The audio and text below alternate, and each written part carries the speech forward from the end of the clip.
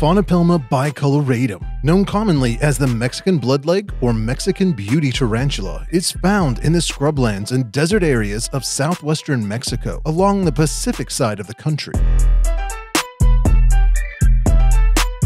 This makes the Mexican blood leg a New World terrestrial tarantula, meaning that it is from the Western Hemisphere and that it has urticating hairs, though its venom is not considered to be medically significant.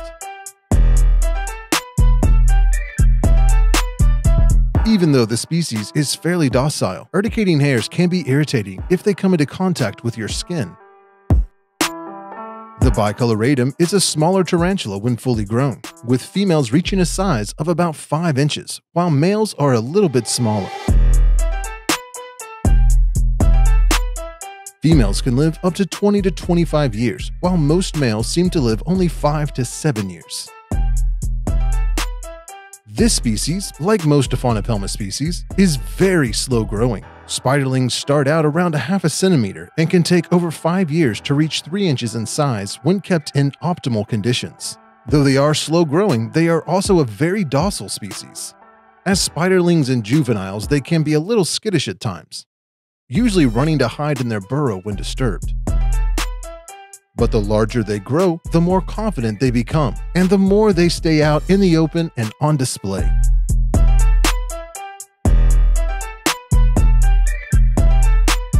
When it comes to feeding, you can feed your smallest spiderlings flightless fruit flies and flower beetles, as well as pre-killed nymph roaches or pre-killed small crickets. Avoid feeding them any prey larger than the tarantula. If you don't have anything small enough available to feed, you can pre-kill the smallest cricket you have and drop it in the enclosure for it to scavenge, or just use the legs from larger crickets. You can even cut a cricket or mealworm in half. Remove any uneaten prey 24 hours later, and never leave uneaten pieces of prey in the enclosure to help prevent mold, mites, and gnats. You can feed your juveniles 2 or 3 small crickets once every week or 2, depending on the size of their abdomen. Don't use any prey larger than 2/3 the size of the tarantula, and if you have to feed them something larger, smash the prey's head before dropping it into the enclosure. This species can go weeks without eating, so always check up on them 24 hours after feeding and remove any prey that they did not eat, and then try again in a week or 2. It's recommended to wait 5 to 7 days after a molt before feeding a juvenile tarantula again. The larger the tarantula, the longer you should wait before feeding them again to give them plenty of time to harden up. And for adults, you can feed your bicoloratum about 4 or 5 large crickets every 3 weeks and cut back to once a month or so as they get closer to pre-molt and seem less interested in their food. Make sure to remove any uneaten prey or boluses within 24 hours and wait 10 to 14 days after a molt before attempting to feed them again. This tarantula will thrive in temperatures up to about 78 to 80 degrees Fahrenheit as long as they have access to fresh water. Most people have a lot of success keeping this species around a normal room temperature of 70 to 72 degrees Fahrenheit, so anywhere from 68 to 78 degrees Fahrenheit would be an acceptable temperature range for them in captivity.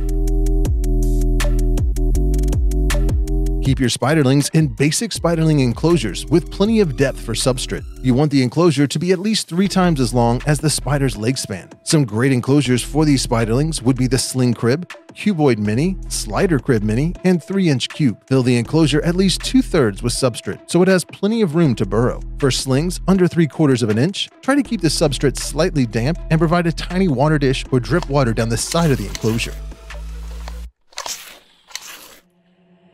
Some enclosure options for the juvenile Mexican blood leg would be the 6-inch cube, small cuboid, and small slider cribs. Again, fill the enclosure up a little over halfway with substrate and provide a hide and a water dish no wider than the tarantula's leg span. And for adults, you want to use an enclosure no smaller than 3 times the leg span of the tarantula. So the large slider crib, 12-inch cube, large cuboid, and even the terrestrial XL cribs are great options for adults, while the 8-inch cube, medium slider, and medium cuboid will work well for subadults. You set these enclosures up about the same way as the smaller ones. So let's set up an enclosure for a subadult specimen so you can see an example of their husbandry.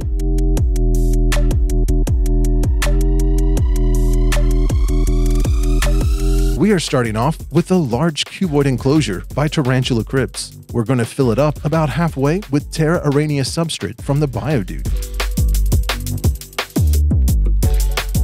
lightly compress the substrate and then add a piece of curved cork bark for the tarantula to use as a hide. Cover the back of the hide with a little substrate to keep it securely in place.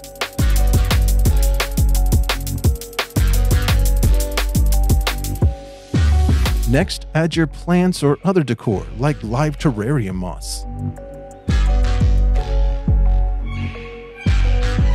Then break up some dry sphagnum moss and spread it around the enclosure. This gives things a natural appearance while also helping with maintaining humidity.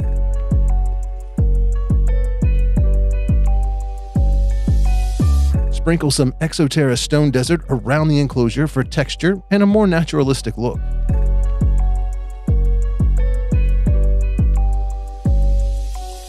Next, add some dry leaves around the enclosure and add your water dish. Top it off with a few more natural decorations, and then you're ready to move in your tarantula. The Mexican Blood Leg Tarantula is a very docile species that rarely kicks hairs or gives a threat posture, but it is always best to test their temperament before handling or rehousing. This tarantula doesn't web up a whole lot, but as they get larger, they will lay some web along the top of the substrate that they use to sense where any prey might be in their vicinity. So anytime you are in their enclosure, be mindful not to disturb their webbing when possible. Even though this species doesn't do much burrowing as an adult, it is important to provide plenty of substrate in the enclosure to avoid any risk of fall damage, as this tarantula will climb the walls and across the top of their enclosure, especially for the first few months after rehousing.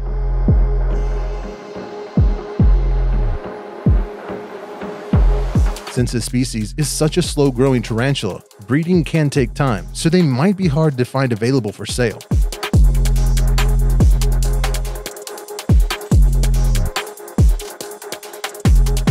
And when you do come across some for sale, they might be more expensive than other similar tarantulas.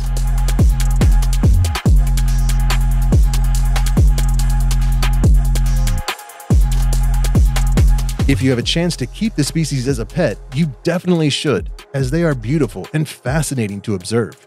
So don't pass up any opportunities, because it might be months before you will have a chance to pick one up again.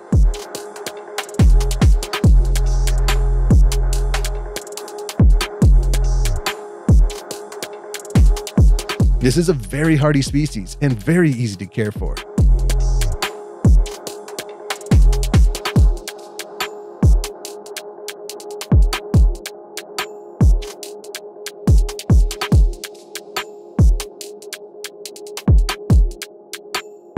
Your Mexican Blood Leg Tarantula deserves the best, so check out the full line of high-end acrylic enclosures for tarantulas and other invertebrates at tarantulacribs.com.